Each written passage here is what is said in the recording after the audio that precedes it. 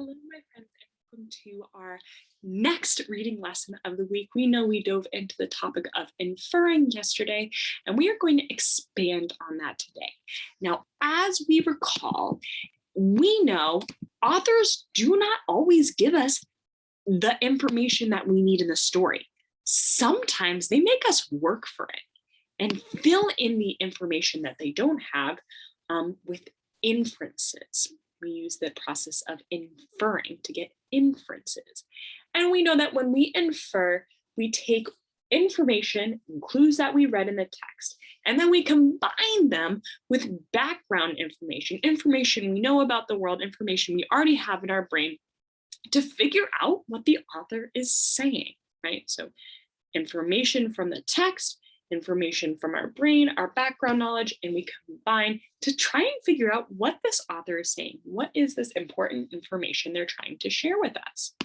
So what I want us to understand is that we can use some really important sentence starters, right? Now, these sentence starters are actually very, very helpful because they can kind of give our brain a clue about what we need to do to infer, right? So for example, when I read the words blank and the picture shows blank, I thought blank, right? So in order to make an inference, we're looking at the words, we're looking at the pictures, and then combining all of that with our background knowledge to make a thought about something, right? Or when I read the words blank, it reminded me of blank, so I think blank, right? So we're thinking about something. It says blank and it shows blank, so I'm guessing, thinking.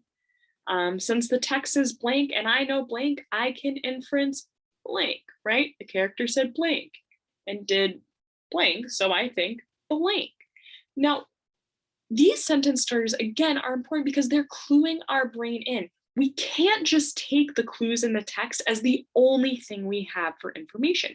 We have those clues, but more importantly, we have huge brains full of information that we can use to get that information. So for example, let's look at this short story very quickly.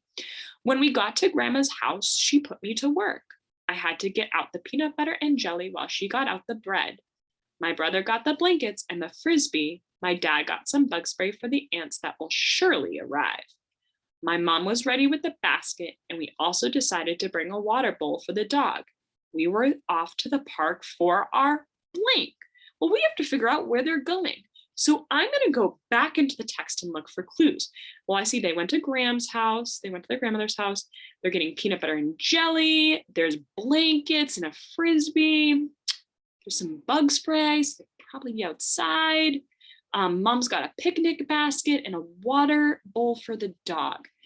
Well, these are my clues. This is the information the author's given us, and we have to figure out what are they going to do. Well, I'm going to use some background knowledge. I'm going to say, well, I know peanut butter and jelly sandwiches are really good lunches to have kind of when you're on the go because you don't need to sit down with them. The brothers bringing blankets, so maybe they're going to be on the go. They're going to be going somewhere with blankets. Dad's bringing bug spray, so they're probably going to be outside. Oh my gosh, and Mom's got a basket. Maybe she's going to bring the basket for the food. So if we have a basket, we have a blanket, we're outside with food. What am I going to infer? What do I know? I'm going to infer. I'm going to make the inference that they are going to the park for a picnic. So we took the information that we had here, the clues, we incorporated it, added it together with what we know, background knowledge, to figure out that they are going to the park for a picnic. So my friends, you're going to be doing the exact same thing. Again, using those sentence starters. You're looking at pictures, you're looking at words, you're thinking about what you know about the topic, right? Your background information, and you're combining all of these things to make an inference today. I am going to let you go and do that, and then we're going to come back on Friday for our last reading lesson.